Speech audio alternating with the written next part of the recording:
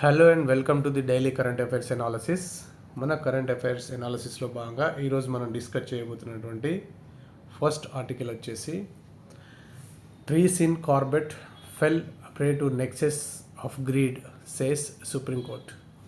Supreme court Corbett national పార్క్లో trees felling గురించి and tigers హ్యాబిటెట్కి వస్తున్నటువంటి ఇబ్బందుల గురించి సీరియస్గా స్పందించినటువంటి సందర్భం. And this article is useful for group 1 mains science and technology పేపర్లో బయోడైవర్సిటీ కన్జర్వేషన్ కోసం ఇది యూజ్ అవుతుంది. అండ్ ప్రిలిమ్స్లో కొన్ని ఫ్యాక్ట్స్ కూడా యూజ్ అవ్వచ్చు. Yes, what is the Jim Corbett? Corbett means the full name of Corbett is Jim Corbett national park and it is also a tiger reserve. Corbett national park ఎక్కడ ఉందంటే Corbett national park is there in the ఉత్తరాఖండ్లో ఉంది. And this was the first protected area in India established in the year 1936. ఇది ఇండియాలో ఏర్పాటు చేసినటువంటి the first protected area, not for tiger reserve కాదు, first protected area established in the 1936. అంటే pre independence ఇండిపెండెన్స్కి ముందు దీన్ని మనం ఎస్టాబ్లిష్ చేసినాం. ఎస్, ఎక్కడ ఉంది? ఇది ఉత్తరాఖండ్లో ఉంది. Jim Corbett, this is the first protected area. గుర్తుపెట్టుకోవాలి, very much important for the prelims. First protected area in India. అప్పుడు మనం దాన్ని national park, wildlife sanctuary, tiger reserve, biosphere reserve అనే క్లాసిఫికేషన్ ఏం లేదు.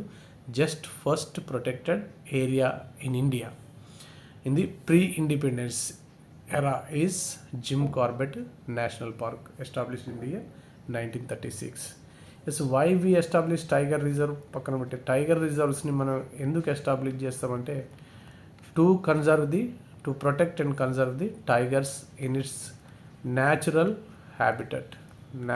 హ్యాబిటెట్లో దాన్ని ప్రొటెక్ట్ చేయడానికి ఎస్టాబ్లిష్ చేస్తాం tiger reserves. Because of the establishment of several tiger reserves in India, because of the endeavors of various organizations, non-governmental organization also, the tiger government also, the tigers population has increased enormously in our country. Now we have a very good number of tigers because of the measures we have taken to conserve the tigers conservation కోసం తీసుకున్న measures వల్ల good number of tigers మనకి ఇప్పుడు ఉన్నాయి. కానీ ఇక్కడ ఆర్టికల్లో చెప్పబడ్డటువంటి విషయం ఏంటి అంటే the newspapers have reported that the large number of trees were cut off in the Jim Corbett National Park to construct some structures for ecotourism. ecotourism కోసం కోర్ ఏరియాలో, టైగర్ రిజర్వ్ యొక్క కోర్ ఏరియాలో approximately 6,000 trees have been cut off. ఎందుకు? To construct some structures for eco tourism అని చెప్పేసి పేపర్లో వచ్చిన news papers report చేసినటువంటి న్యూస్ పైన supreme court has taken it very seriously. Uttarakhand former forest minister పైన, డివిజనల్ ఫారెస్ట్ ఆఫీసర్ పైన చాలా సీరియస్ వార్నింగ్స్ సుప్రీంకోర్టు ఇచ్చింది. It has taken the issue very seriously and it has asked the former forest minister and divisional forest officer, why you remain silent when the trees were being cut off? ఎందుకు మీరు సైలెంట్గా ఉన్నారు అని చెప్పేసి even the court has ordered for the CBI enquiry. Yes, అయితే tiger కన్జర్వేషన్కి సంబంధించి మన దగ్గర ఉన్నటువంటి ఆర్గనైజేషన్ ఇన్స్టిట్యూషనల్ సెటప్ ఏంటంటే we have National Tiger Conservation Authority established in 2005. National Tiger Conservation Authority, this is the nodal agency for Project Tiger. Project Tiger ki ఇది nodal agency. We have started Project Tiger in 1973. ఇది కూడా important bit. Project టైగర్ని మనం implement చేయడం వల్లే tigers యొక్క number బాగా సబ్స్టాన్షియల్గా మనకు పెరిగింది. ఇప్పుడు ప్రాజెక్ట్ టైగర్ 1973లో చేసినాం. నౌ ది ప్రాజెక్ట్ టైగర్ని ఇంప్లిమెంట్ చేయడానికి నోడల్ ఏజెన్సీ వచ్చేసి national tiger conservation authority and it also delineates the tiger reserves. ఒక టైగర్ రిజర్వ్ ఎంత ఉండాలని చెప్పేసి డెలినేట్ చేసేటువంటి బాడీ కూడా national tiger conservation authority. Not only Corbett సంబంధించినటువంటి కార్బెట్ నేషనల్ పార్క్ సంబంధించింది, టైగర్ రిజర్వ్ సంబంధించింది కాకుండా సెవరల్ టైగర్ రిజర్వ్స్ దగ్గర కూడా recently the tiger reserves have become wedding destinations అని చెప్పి కూడా కోర్టు అబ్జర్వ్ చేసింది. ఇది 2వ ఆర్టికల్లో ఉన్నది అంశం. టైగర్ రిజర్వ్స్ దగ్గరలో వెడ్డింగ్ డెస్టినేషన్స్ అయిపోయినాయి tiger reserves and causing great inconvenience to the wildlife అని చెప్పేసి కూడా సుప్రీంకోర్టు అన్నది ఇదే కేసు సందర్భంగా. Next, national tiger conservation authority also finds 9 illegal resorts in tiger reserve limits. కర్ణాటకలో కూడా ఇటీవల national tiger conservation authority NTCA 9 illegal రిసార్ట్స్ని కూడా ఐడెంటిఫై చేసింది. అంటే ఇది ఎంకరేజ్ చేస్తున్నారు టైగర్ రిజర్వ్స్ని కూడా ఎంకరేజ్ చేస్తున్నారు బికాస్ ఆఫ్ దిస్ ఎంటర్టైన్మెంట్ కోసం కానీ, ఈకో టూరిజం కోసం కానీ, నెక్స్ట్ అలాగే టైగర్ సఫారీస్ కోసం కానీ ఎంకరేజ్ చేస్తున్నారు టైగర్ రిజర్వ్స్ని and it is causing great inconvenience to the tiger. అయితే according to the wild life protection act, tiger రిజర్వ్లో according to the wild life protection act మనకు 1972లో చేయబడింది. Wild life protection act. ఈ wild life protection act it was amended in 2006 also. 2006లో దీన్ని amend చేసి and given more powers to the ఎన్టీసీఏకి more powers ఇవ్వడానికి 2006లో దీన్ని అమెండ్ కూడా చేశారు. ఈ వైల్డ్ లైఫ్ ప్రొటెక్షన్ యాక్ట్ ప్రకారం టైగర్కి సంబంధించినటువంటి హ్యాబిటెట్ ఏదైతుందో దాన్ని మనం 2 జోన్లుగా విభజించవచ్చు. మొదటిది కోర్ జోన్ కాగా రెండవది బఫర్ జోన్. ఎక్కడైతే డెన్స్ ఫారెస్ట్ ఉంటుందో ఇది కోర్ జోన్గా పరిగణిస్తారు. టైగర్ జనరల్గా ఈ కోర్ జోన్లో ఉంటుంది. Every adult tiger needs 100 square kilometres ప్రతి అడల్ట్ టైగర్కి కావాలి. కాబట్టి సఫిషియంట్ అమౌంట్ ఆఫ్ కోర్ జోన్ని మనం డిమార్కేట్ చేస్తాం టైగర్ రిజర్వ్లో. కోర్ జోన్ ఉన్న బయట ఉన్నటువంటి జోన్ని మనం బఫర్ జోన్ అంటాం. ఈ కోర్ జోన్లో ఎలాంటి ఆంథ్రోపోజెనిక్ యాక్టివిటీస్ని అంటే హ్యూమన్ యాక్టివిటీస్ని అలో చేయబడదు. బఫర్ జోన్లో మాత్రం some of the anthropogenic activities like cattle grazing కానీ, కలెక్షన్ ఆఫ్ ఫైర్వుడ్ కానీ, కొన్నింటిని మనం collection of minor forest producing కానీ బఫర్ జోన్లో అలో చేస్తారు. కోర్ జోన్లో ఎలాంటి అలో చేయరు. కానీ ఈ ఫెల్లింగ్ ఆఫ్ ట్రీస్ ఎంకరేజ్ చేయడం అనేటువంటిది eco tourism next forest safaris అనేటువంటి దానికోసం ఈ కోర్ జోన్ కూడా ఎంకరేజ్ చేస్తున్నట్టుగా సుప్రీంకోర్టు ఐడెంటిఫై చేసింది. ఒకవేళ what happens if the core zone is encouraged upon అంటే ఈ 100 స్క్వేర్ కిలోమీటర్స్ కనుక లేకపోతే, minimum 100 square kilometre for adult tiger లేకపోతే ఏమవుతుందంటే టైగర్స్ మధ్యలో ఇంటర్ స్పీసీస్ కాంపిటీషన్ వస్తుంది. Every tiger needs 100 square kilometres. ఆ మాత్రం లేకపోతే స్పేస్ లేకపోతే there will be inter species competition వస్తుంది. And that inter species competition వచ్చేసి మే ఎలిమినేట్ ది టైగర్స్ని ఎలిమినేట్ చేసేటువంటి అవకాశం ఉంది. మరి వై టైగర్స్ని ఎలిమినేట్ చేస్తే ఏమవుతుందంటే ఇక్కడ సుప్రీంకోర్టు ఒకటి మనకు ఇక్కడ ఒక అబ్జర్వేషన్ మనం చూడొచ్చు ఈ ఆర్టికల్లో. Tigers need forest, the forest also need tiger. ఇక్కడ not only tiger needs forest, in the reverse case అంటే ఫారెస్ట్ ఆల్సో నీడ్స్ టైగర్ అని చెప్పేసి కూడా సుప్రీంకోర్టు మరొకసారి రియాటరేట్ చేసింది. ఎందుకు ప్రొటెక్ట్ చేయాలో మనం కోర్ జోన్ని ఎందుకు ఎంకరేజ్ చేయకుండా చేయాలనే విషయాన్ని మనం డిస్కస్ చేస్తున్నాం. ఎందుకు మరి ఫారెస్ట్ అంటే టైగర్కి అవసరం, మరి what is the use of the tiger for the ఫారెస్ట్కు టైగర్ తోటి అవసరం ఏందని చెప్పేసి కూడా మనకు ఒక క్వశ్చన్ అరైజ్ అవ్వచ్చు మనకి ఇక్కడ. ఫర్ ఎగ్జాంపుల్ ఒక చిన్న ఫుడ్ చైన్ తీసుకొని మనం దాన్ని ఫారెస్ట్కి టైగర్ యొక్క అవసరం ఏందో మనం చూద్దాం. ఒక ఫుడ్ చైన్ మనం for example small food chain మనం తీసుకున్నట్టయితే గ్రాస్, డీర్ అండ్ టైగర్ని ఎఫెక్ట్ స్పీసీస్ అంటాం. ఇంకోటి టైగర్ని మనం కీ స్టోన్ స్పీసీస్ అని కూడా అంటాం. కీ స్టోన్ స్పీసీస్ ఎందుకు టైగర్ని ప్రొటెక్ట్ చేయాలి, ఎందుకు దాని కోర్ జోన్ని ప్రొటెక్ట్ చేయాలంటే tiger is a key stone species. Key stone అంటే ద ఇంపార్టెంట్, అంటే దీన్ని జనరల్గా ఇది ఆర్కిటెక్చరల్ ప్యారలల్స్లో వాడతాం. కీ స్టోన్ అనేటువంటిది అంటే important pillar or important beam something like that. ఒక ఇంపార్టెంట్ స్ట్రక్చర్ ఏదైతే ఉంటుందో బిల్డింగ్, ఆ ఇంపార్టెంట్ స్ట్రక్చర్ని తీసేస్తే ఆ బిల్డింగ్ కొలాప్స్ అవుతుందో దాన్ని మనం కీ స్టోన్ అంటాం. ద ఇంపార్టెంట్ పిల్లర్ అని చెప్పేసి అనుకోవచ్చు. అంటే ఆ కీ స్టోన్ లేకపోతే ఆ బిల్డింగ్ కొలాప్స్ అవుతుంది దాన్ని రిమూవ్ చేస్తే. In the same way tiger is also a key stone species. ఒకవేళ ఆ స్పీసీస్ని రిమూవ్ చేస్తే ఫారెస్ట్ కూడా వ్యానిష్ అవుతుందని చెప్పడానికి ఇక్కడ మన ఉద్దేశం కీ స్టోన్ స్పీసీస్ అని చెప్పడానికి. ఎందుకు కీ స్టోన్ స్పీసీస్ అంటున్నాం అంటే మనం ఫర్ ఎగ్జాంపుల్ ఒక స్మాల్ ఫుడ్ చైన్ మనం కనుక ఎగ్జాంపుల్ తీసుకొని చూస్తే గ్రాస్ని deer feed up on the grass and tiger feed up on the deer. ఇది small simple food chain. Tiger is a apex species. If in an imaginary situation all the tigers extincted in a forest, given ఫారెస్ట్లో tigers అన్ని extinct అయిపోయినాయి and all disappear అయిపోయినాయి అనుకోండి. For example ఒక hypothetical సిచ్యువేషన్లో ఒక ఫారెస్ట్లో టైగర్స్ అన్ని ఎక్స్టింక్ట్ అయిపోయినాయి. What happens? The number of deers will increase exponentially. వీటి యొక్క నెంబర్ ఎక్స్పోనెన్షియల్గా ఇంక్రీజ్ అవుతుంది. Then they feed up on all the grass and all other herbivore also. చిన్న చిన్న మొక్కల్ని, గ్రాస్ని మొత్తం కూడా డీర్స్ తింటాయి. వాటి పాపులేషన్ పెరుగుతుంటుంది, తినడం పెరుగుతుంటుంది. Then the land becomes the barren land. అంత ఓపెన్ ల్యాండ్ అవుతుంది. ఎప్పుడైతే ల్యాండ్ ఓపెన్ అవుతుందో ఎరోజన్ కూడా జరుగుతుంది, సాయిల్ ఎరోజన్ జరుగుతుంది. సాయిల్ ఎరోజన్ జరిగితే ఇన్ఫెర్టైల్ అవుతుంది. ఇన్ఫెర్టైల్ అయితే అక్కడ గ్రాస్ ఉండదు, మెల్లగా డీర్ కూడా డిసప్పేర్ అవుతుంది. నెక్స్ట్ అక్కడ గ్రాస్ ఉండదు, డీర్ ఉండదు, ఎలాంటి స్పీసీస్ ఉండనప్పుడు మొత్తం టోటల్గా అది బ్యారన్ ల్యాండ్ అయిపోతుంది. అంటే ఫారెస్ట్ మొత్తం కూడా డిసప్పేర్ అవుతుంది. అంటే ది ఫారెస్ట్కి కీస్టోన్ స్పీసీస్ అనేటువంటి టైగర్ అనేటువంటిది very very important. If there is no tiger there will be no forest అని చెప్పేసి అర్థం చేసుకోవాలి.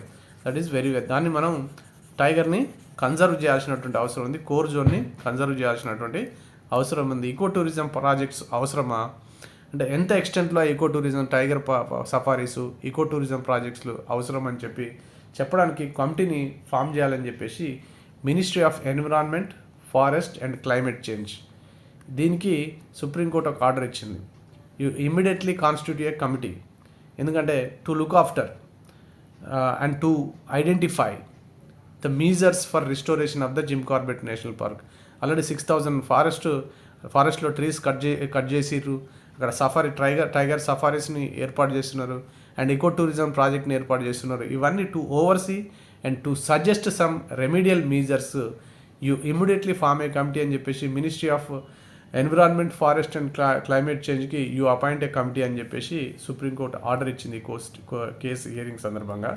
ఈ committee should constitute of the members from NTCA and also Wildlife Institute of India and Central Empowered Committee అనేది this committee is formed to oversee the implementation of wild life protection Act. Wild life protection Act 1972ని whether the ఈ governments and other organisations are adhered to wild life protection Act అని చెప్పేసి చూడడానికి CECని Central Empowered కమిటీని appoint చేసిరు. ఈ కమిటీని కూడా దీంట్లోకి తీసుకోమంటారు. Next officer of the MOEFCC not below the rank of secretary, joint secretary. వీళ్ళతోటి కమిటీని ఫామ్ చేయమని చెప్పేసి సుప్రీంకోర్టు ఆర్డర్ ఇచ్చింది MOEFCCకి, మినిస్ట్రీ ఆఫ్. దేనికోసం? ఈ కమిటీ యొక్క మ్యాండేట్ ఏంది? What is the mandate of the committee? ఈ కమిటీ ఏం చూడాలి? Recommend measures for restoration of damages in the local institute environment. ఈ మీజర్స్ని రికమెండ్ చేయమంది. ఎట్లా రిస్టోర్ చేయాలి? ఇన్స్టిట్యూట్ అంటే ఇక్కడ మనం ఇంకో దాన్ని కూడా తెలుసుకోవాలి. ఇన్స్టిట్యూట్, ఎక్సిట్యూ కన్జర్వేషన్ అని రెండు ఉంటుంది. ఇన్స్టిట్యూట్ కన్జర్వేషన్ అంటే conservation of natural habitat. For example tiger ఈ ఫారెస్ట్లో ఉంటుంది, ఆ ఫారెస్ట్లోనే టైగర్ని కన్జర్వ్ చేస్తే దాన్ని ఇన్స్టిట్యూట్ కన్జర్వేషన్ అంటాం.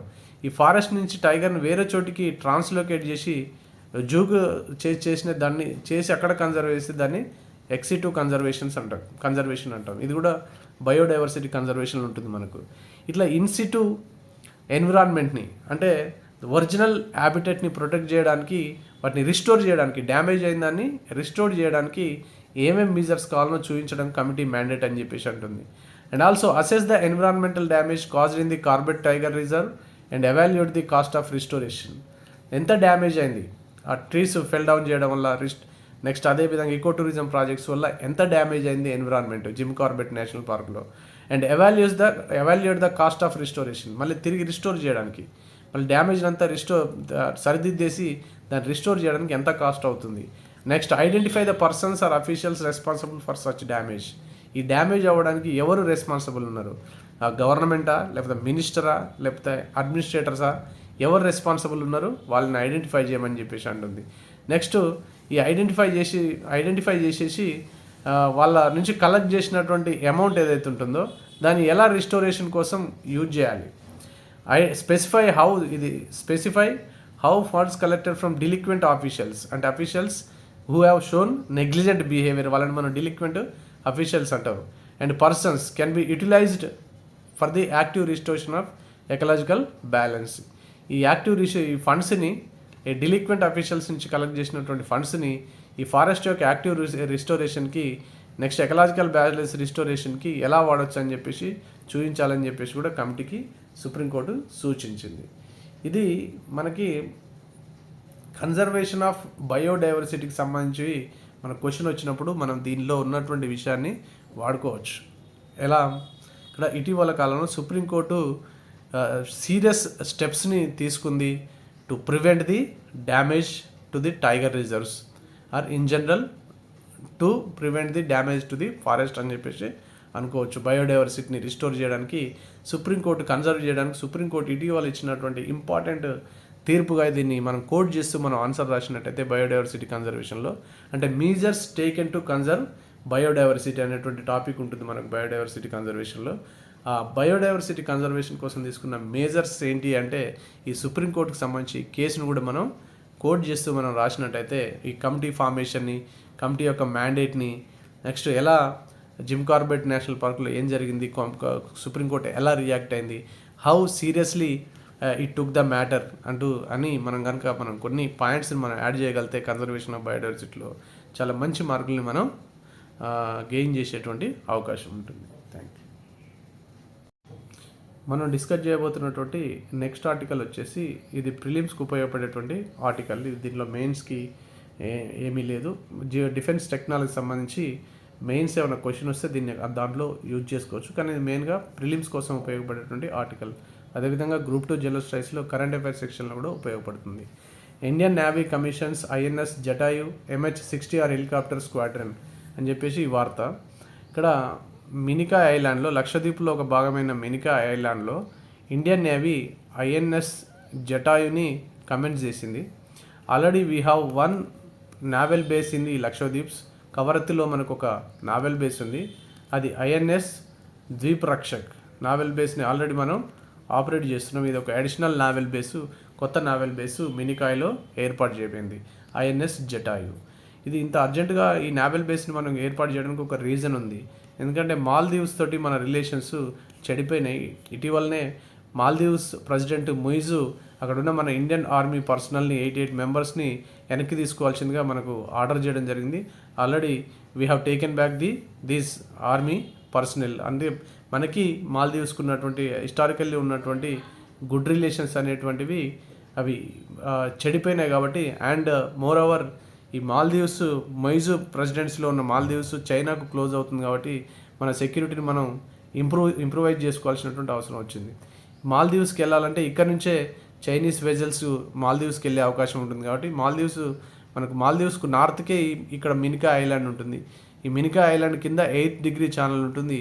ఈ 8 డిగ్రీ ఛానల్ కిందనే మాల్దీవ్స్ ఉంటుంది. మాల్దీవ్స్ ప్లస్ లక్షద్వీప్ రెండు కూడా కోరల్ ఐలాండ్సే ఇవి. ఈ 8 డిగ్రీ ఛానల్ నెక్స్ట్ మినికాయ్ మధ్యలో, ఇండియాకి సంబంధించినటువంటి మినికాయ్ మరియు మాల్దీవ్స్ మధ్యలో 8 డిగ్రీ ఛానల్ ఉంటుంది.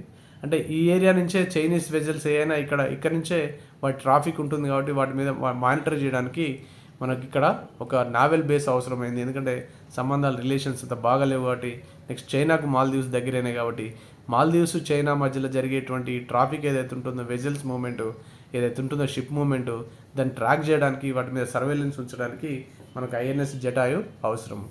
And we have also navy also has స్టేషన్డ్ 60R helicopter, MH-60R హెలికాప్టర్ని అక్కడ పెట్టింది. ఎందుకంటే ఈ నావల్ బేస్లో MHR-60 హెలికాప్టర్స్ అనేటువంటివి ఈ procured from United states of America నుంచి మనం వీటిని ప్రొక్యూర్ చేసినాం.